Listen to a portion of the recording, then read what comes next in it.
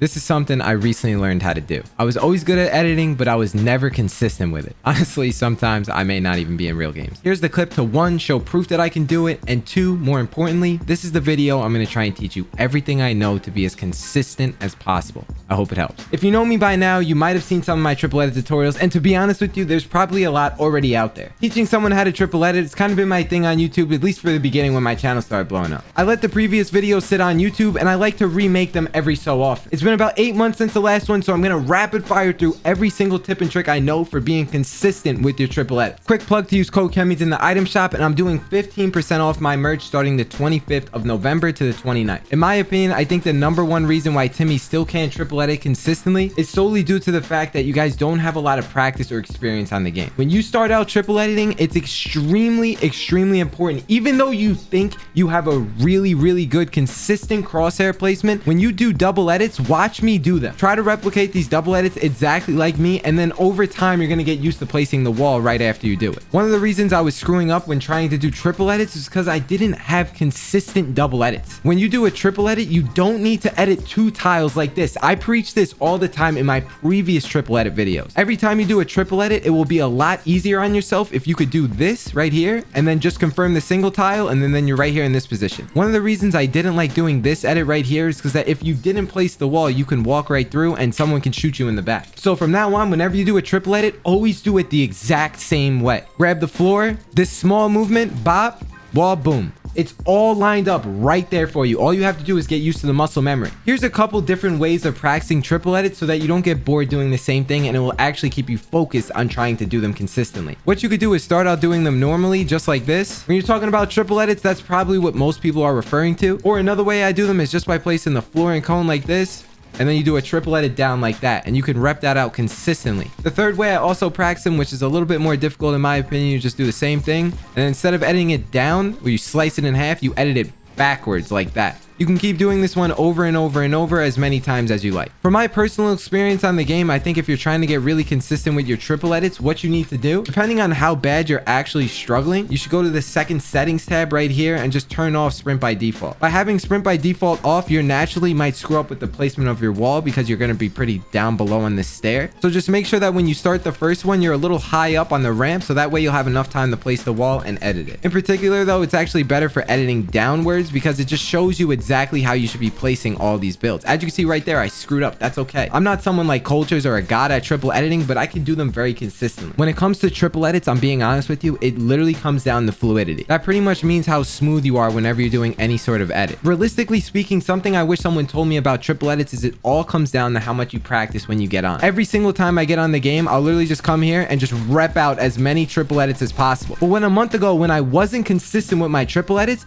I focused heavily on trying to do consistent double edits back to back. In a nutshell, it's pretty much all about trying to do smooth and consistent double edits. Some quick things to mention is that if you're trying to do them back to back to give yourself a little bit more time, you want to go at a diagonal on this ramp. So you got to go like this, and then I'm going to attack the other one, and then the other one, and I constantly switch up sides. The next tip is the wall placement, and notice how every time I do it, it lines me up perfectly to just look in the right spot, bop, like that. I'm in here, I'm walking up, I double edit, wall right there, and I'm already on the very bottom of this tile right here. That's the best crosshair placement. Swipe down, go. One thing that's going to help you get better at triple editing, especially if you're not that good or you're actually kind of bored or frustrated of doing the same thing over and have it not working, trust me, I know how that feels. You should really practice every time you get on the game, just trying to edit course anything you look at. To make editing kind of fun, I'll get used to Mongrel Classicing. So to show you in one smooth motion, I'll just place walls, Mongrel Classic everything I look at.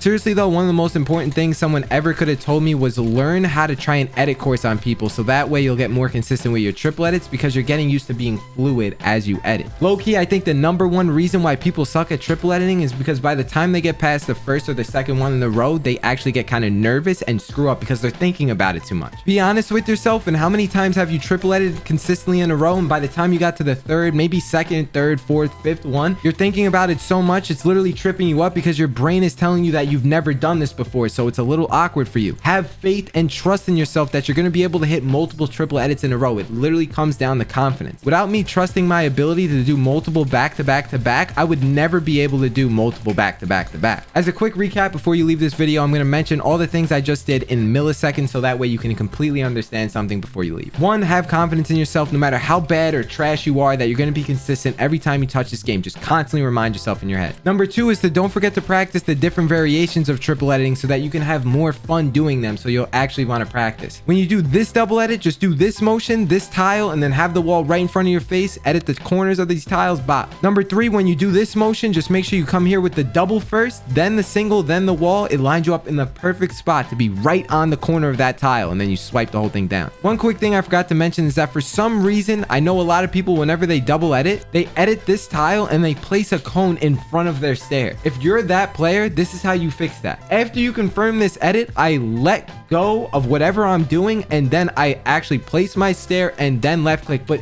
I'm doing it in the spot where it's higher up.